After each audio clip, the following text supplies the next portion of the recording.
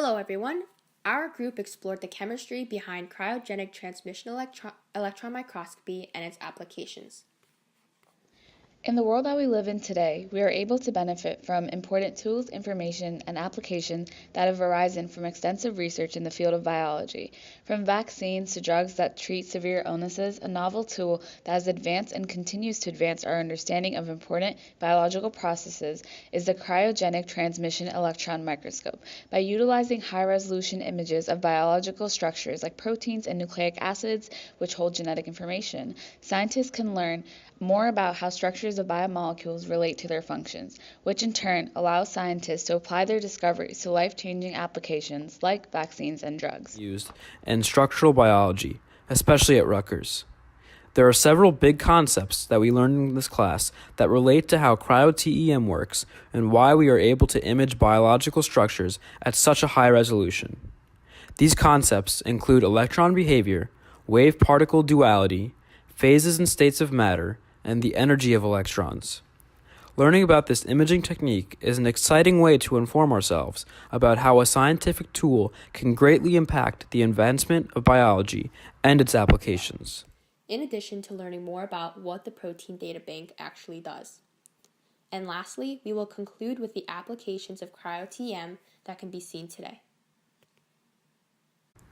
Before we begin, what is an imaging technique? It's a method of producing a visual representation of an object or process that exists in nature. One of the earliest techniques in microscopy was the light microscope. The light microscope uses visible light and lenses to observe objects as small as 1 micrometer. Next was the transmission electron microscope. This technique utilizes beams of highly charged particles and electromagnetic lenses to observe objects at the nanolevel and even smaller.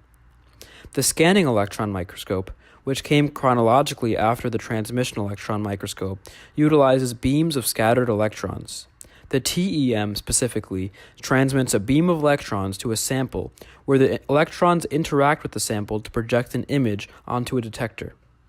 As we learned in class, wave-particle duality means that electrons can act as both a wave and a particle. Even electrons have kinetic energy that can vary.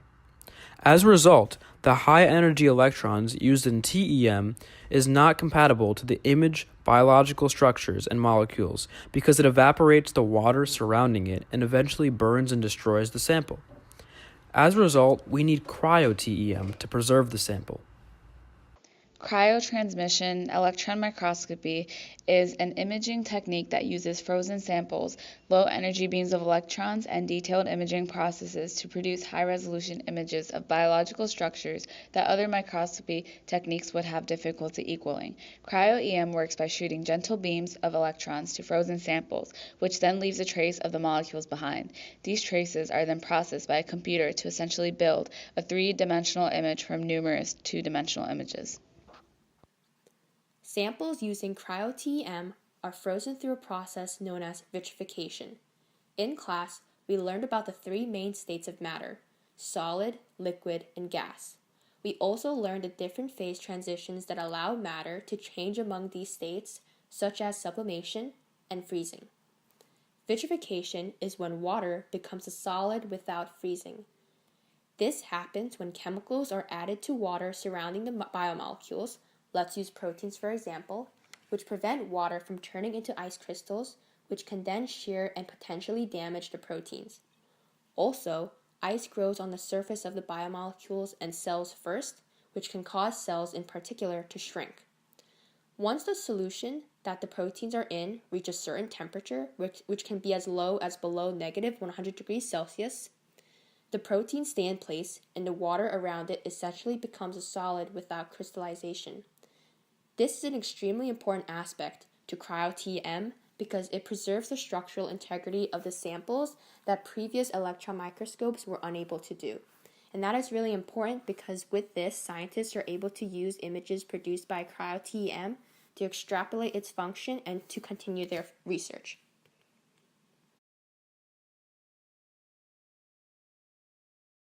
So there's a large number of Rutgers faculty who are using CryoEM mostly to solve atomic structures of proteins, to look at various biological processes including drug design and small molecule binding.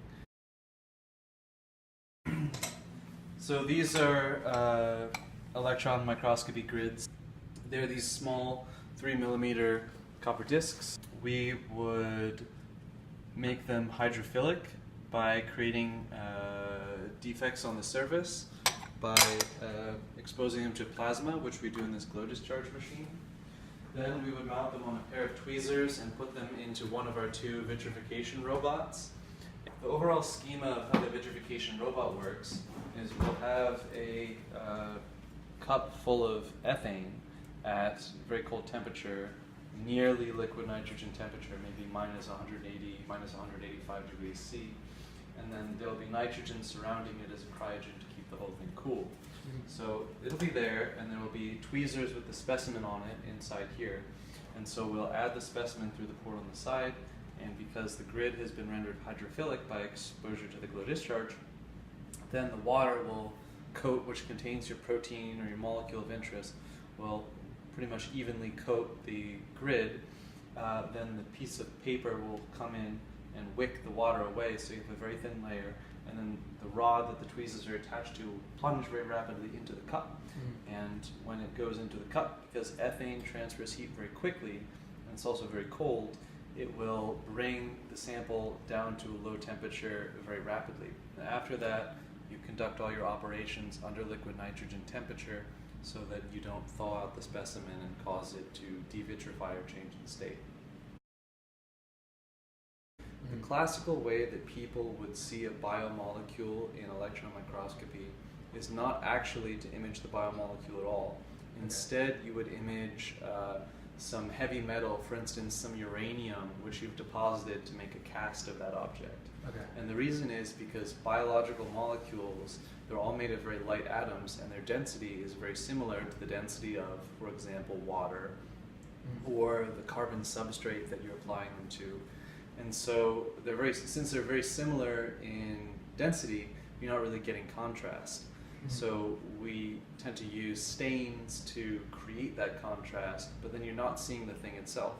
So if I do a heavy metal stain around a virus capsid, I see the shape of the virus capsid, but I can't see the internal structure, I can't see where the individual amino acid residues are, etc.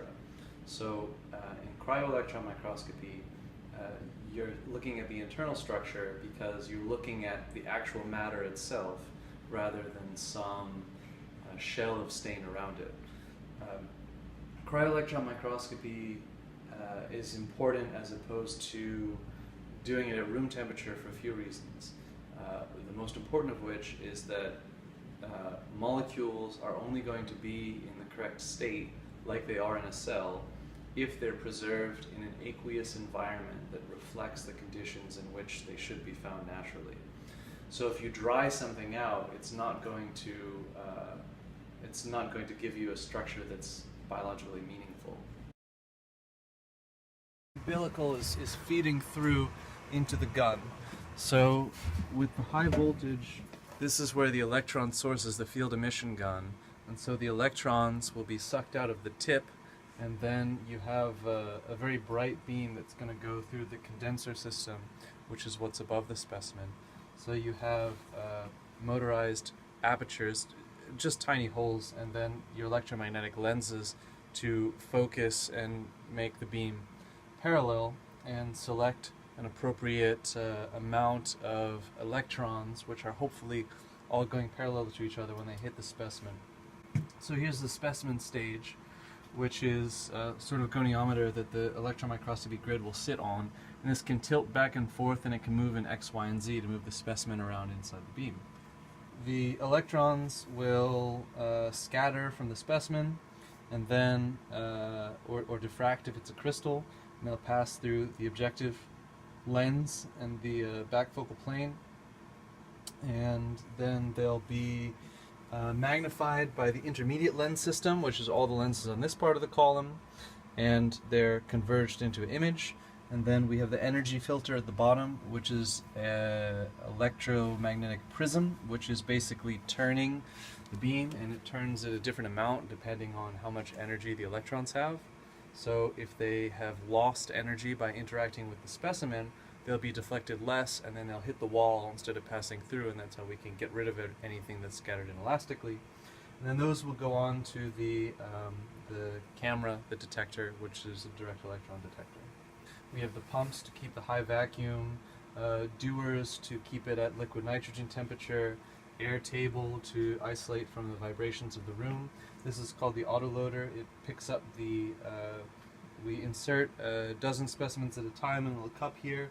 It'll be pulled up by a robotic arm, and then another arm will come in from the side and grab a specimen, and then open up this valve to the column and put it on the stage and drop it off there, and then retract, so that you can have good isolation both thermally and mechanically between the column itself for the electron optics and the specimen holding piece. Everything else is just ancillaries, nitrogen tanks, processing racks, computers, that sort of thing. But that's basically the electron microscope in a nutshell. Whereas the image data that's coming raw out of the microscope is only in 2 dimensions. Okay. So post-processing, computational image processing is used to combine those 2D images into a form where you can get a 3D structure. So why is Cryo TEM a popular choice for imaging techniques among scientists in structural biology research? With this tool, scientists have been able to image and study the function, shape, and structure of numerous proteins. The Protein Data Bank is a worldwide repository for protein data that provides a tremendous amount of information regarding to protein images and how they were produced. Since the late 1900s, the images of protein structures released annually has grown exponentially with the assistance of tools like Cryo TEM. In essence, cryogenic transmission electron microscopy is able to preserve sample integrity and provide one of the best resolutions for imaging biological structures. With its advantages and disadvantages, it has a great influence today and also has room to improve as more advanced tools are needed to keep up with the complexity of future biology research.